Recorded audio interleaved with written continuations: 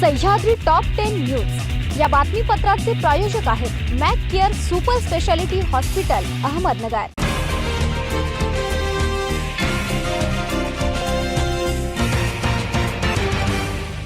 प्रेक्षको नमस्कार, मी दिशा न्यूज 24 सह्याद्रीमध्ये तुमचं स्वागत। पाहूया अहिल्यानगर जिल्ह्यातील महत्त्वपूर्ण बातम्यांचा आढावा सह्याद्री टॉप 10 मध्ये। राज्यातील कृषी विद्यापीठाच्या सुधारित आकृती बंधाला मंजुरी मिळाली आहे। तब्बल 23 वर्षांनंतर विद्यापीठाच्या अ आणि ब सर्व वर्गातील एकूण 3723 पदांच्या सुधारित आकृती बंधाला मान्यता देण्यात आली आहे। या निर्णयामुळे विद्यापीठांमधील रिक्त पदांच्या भरतीचा मार्ग मोकळा झाला आहे। या संदर्भातील शासन निर्णय जाहीर करण्यात आला आहे। नियमित 3611 पदे आणि बाह्य यंत्रणेद्वारे भरण्यात येणारी 112 पदे अशा एकूण 3723 पदांच्या सुधारित आकृती बंधाला मान्यता देण्यात आली आहे। बीड येथील ज्ञानराधा मल्टीस्टेट कोऑपरेटिव्ह क्रेडिट सोसायटीच्या फसवणूक प्रकरणात अहिल्यानगर जिल्ह्यातील श्रीरामपूर शहर पोलीस ठाण्यात दाखल असलेल्या गुन्ह्यात 10 जणांना अटक करण्यात आली आहे। त्यांना बुधवारी श्रीरामपूर न्यायालयासमोर हजर करण्यात आले होते। न्यायालयाने 6 दिवसांची पोलीस कोठडीत ठेवण्याचे आदेश दिले आहेत। श्री साईबाबा संस्थानच्या साई प्रसादलय लाडू व बर्फी निर्मिती विभागाबाबत सोशल मीडियावर प्रसारित करण्यात आलेली बातमी पूर्णपणे खोटी व दिशाभूल करणारी असून या माध्यमातून संस्थानची प्रतिमा मलिन करण्याचा प्रयत्न करण्यात आल्याबाबत शिर्डी पोलीस ठाण्यात तक्रार दाखल करण्यात आली आहे। अहिल्यानगर तालुक्यातील जेऊर बैजाबाई येथे अवैधरित्या मावा व सुगंधी तंबाखू तयार करणाऱ्या ठिकाणी एमआयडीसी पोलिसांनी अन्न व औषध प्रशासन विभागाच्या पथकासह संयुक्त कारवाई करत सुमारे 2,69,250 रुपयांचा मुद्देमाल हस्त केला आहे।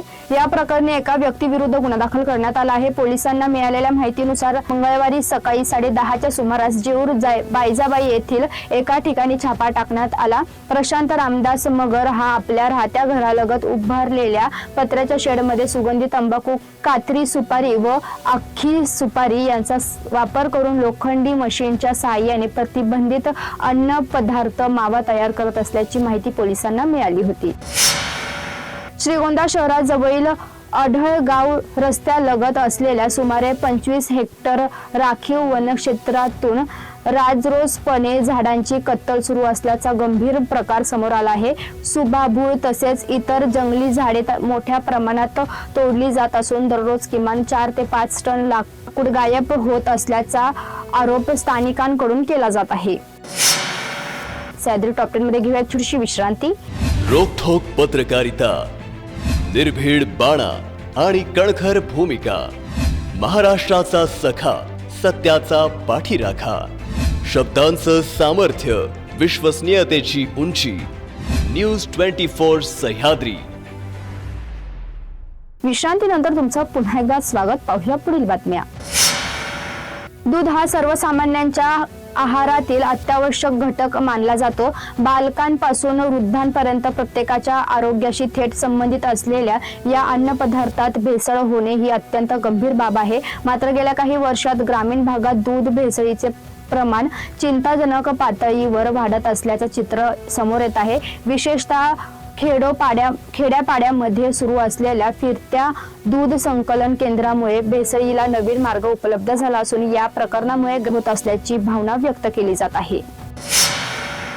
गेल्या हंगामात कांद्याचे विक्रमी उत्पादन झाले, त्यामुळे भविष्यात चांगला भाव मिळेल या अपेक्षेने शेतकऱ्यांनी लाखो रुपये खर्चून चाळीत कांदा साठवला। मात्र बाजारभावातील घसरण, बदलते हवामान आणि वाढलेल्या आर्द्रतेमुळे साठवलेला हजारो टन कांदा चाळीतच सडला। त्यामुळे शेतकऱ्यांच्या आशेवर पाणी फिरले गेले। खरीप हंगामाच्या तोंडावरच कांदा भावाने दगा दिल्याने शेतकरी आर्थिक गर्दीत सापडला आहे। जिद्द, दूरदृष्टी, आधुनिक तंत्रज्ञानाचा वापर आणि शेतीवरील निस्सीम प्रेम यांच्या बळावर सरकारी नोकरी सांभाळत शिखर गाठणारे माळी बाबुळगाव येथील चंद्रशेखर यावकर हे आज परिसरातील प्रगतशील शेतकऱ्यांसाठी प्रेरणास्थान ठरले आहेत। पंचायत समिती पाथर्डीमध्ये कनिष्ठ लेखा अधिकारी म्हणून कार्यरत असताना त्यांनी गेल्या 22 वर्षात टप्प्याटप्प्याने वडिलोपार्जित 35 एकर शेती पूर्णतः बागायती करून आधुनिक कृषी व्यवस्थापनाचा आदर्श निर्माण केला आहे.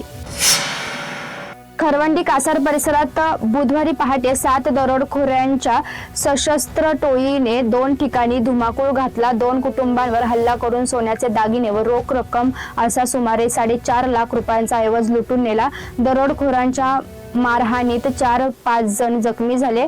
दरम्यान जिल्हा पोलीस अधीक्षक मुमक्का सुदर्शन यांनी घटनास्थळी पाहणी करून तपासाबाबत पोलिसांनी सूचना दिल्या. कोपरगाव तालुक्यातील रवंदा परिसरात अवैध वाळू वाहतूक करणाऱ्यांविरोधात स्थानिक गुन्हे शाखेने पहाटेच्या सुमारास धडक कारवाई करत 2 आरोपींना ताब्यात घेतले.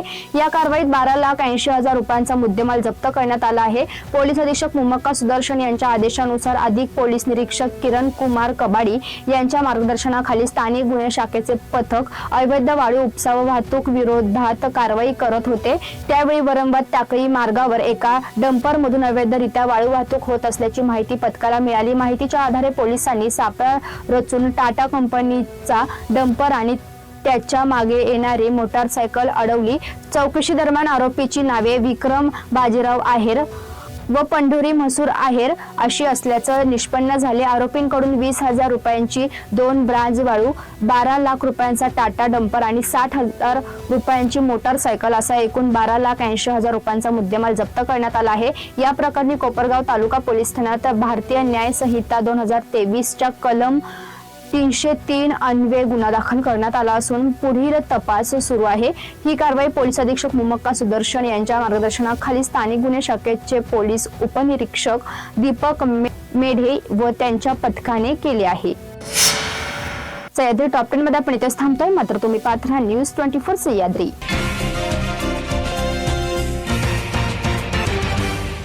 सह्याद्री टॉप 10 न्यूज या बातमीपत्राचे प्रायोजक होते Mac care super speciality hospital, Ahmednagar.